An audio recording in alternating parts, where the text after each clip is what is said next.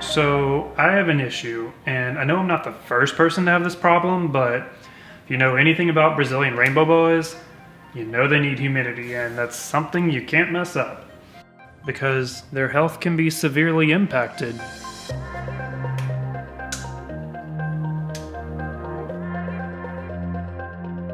See, my main issue is with this Exoterra Monsoon Multi. And it's not like Exoterra is a bad brand. I think you can legitimately get some really good deals out of them. However, sometimes they're a little bit of a cheap brand, and there are some things you just can't cheap out on. For instance, my Brazilian Rainbow Boa Vivarium was my first big vivarium that I built, and I learned a lot. One of the things I didn't love so much was this screen lid. As you could see, it kind of just like, it seems a little flimsy, especially if you're putting heaters and things on top of it. One benefit is that you can drill into it and cut into it if you need to like mount something. But I much prefer the very sturdy screen of some other brands.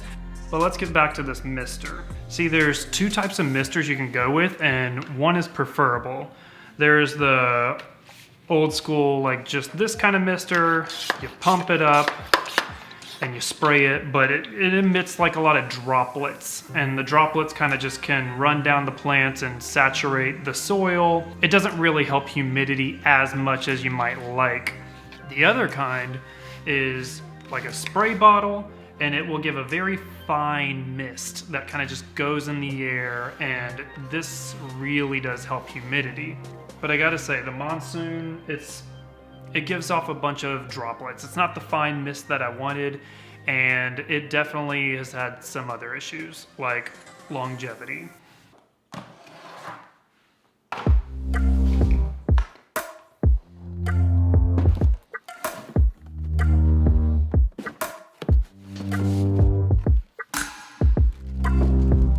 See, this is what I went with for my second vivarium, and it's actually been pretty nice.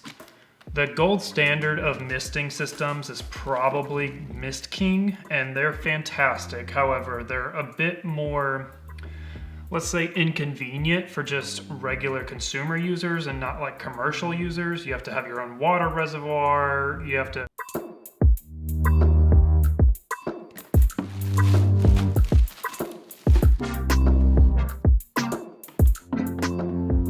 Anyway, this has its own tank. It has very fine mist, and I've really liked it so far. It's actually the same brand as the company who made my enclosure for the second Vivarium build 2.0. See, my biggest issue with the Exoterra was its reliability.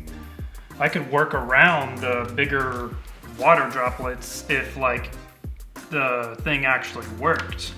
Let me explain what I mean when I say not working anymore. Let me first turn this one on. So even when I block this tube of the nozzle that just fell off, so make sure the pressure is not coming out there. Even when I block that off, look where the water is spraying from. The sides of the tube. Neither of these nozzles are working. This one's not working either. The one that fell off was the only one working. And as you can imagine, that's less than ideal. So now I'm setting up the new one. Now, one downside with this new misting system is it doesn't come with a splitter like the Exoterra, where you could go to left and right side of the cage. However, the Mist King, this one, the Exoterra, they tend to all use the same 1/4-inch tubing. So you can literally mix and match accessories, and I can use the old splitter from the Exoterra and use it for this one. I can use the spraying heads for the Mist King and put it on this one. But I actually like these misters. I'm gonna go like this.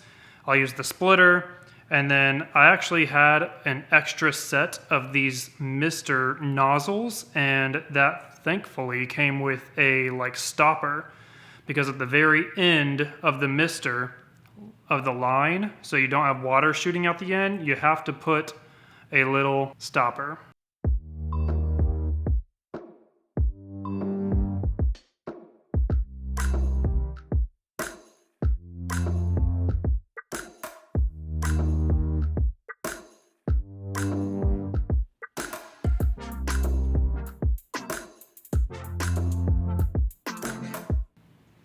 Hi, I see you're out, watching what we're doing.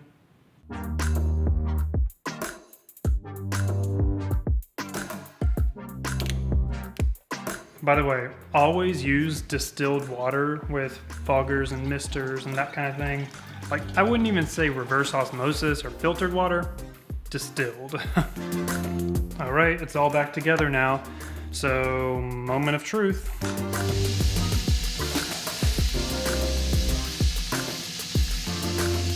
Not gonna lie, that was much better.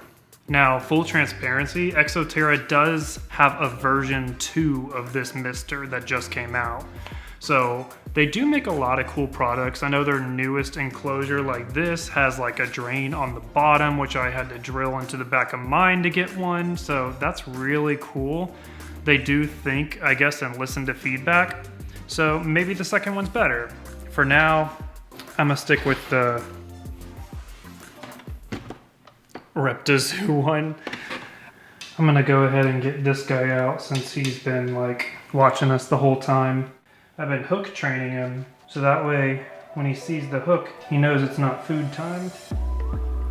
So I would show you Lola right now and how big she's grown, but she's in shed right now and I don't really want to mess with her while she's in shed. I'll just leave her be. She's hiding.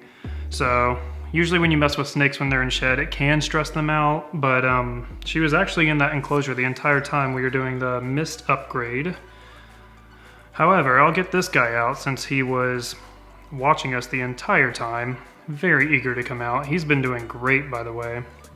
Lola is getting very big and I need to upgrade her enclosure. I have something very big planned, so subscribe if you're wanting to not miss that, because we all know how YouTube can get. However, I had to kind of upgrade the misting system now. I was kind of waiting to upgrade any of her things till I could buy it all at once with the new system, but once her thing broke, kind of had to get a new one. So we'll see how that one works out. I really liked it for his enclosure, so I'm sure I'll love it for hers, and it'll probably scale up to the massive one that I'm gonna build for Lola. But I did post a video of her on my Instagram the other day. Here's a clip right here. She is getting quite big and it's exciting. She's really beautiful. But I'll see you guys hopefully real soon, and peace. Hey, I'm currently editing a video on the Exoterra Monsoon. Do you still have yours for that green tree python? No, it broke and it turned on. It's supposed to have like an automatic timing thing, but it turned on but never turned off. So it emptied its entire water reservoir into my vivarium, which flooded my carpet. Oh, that's lovely.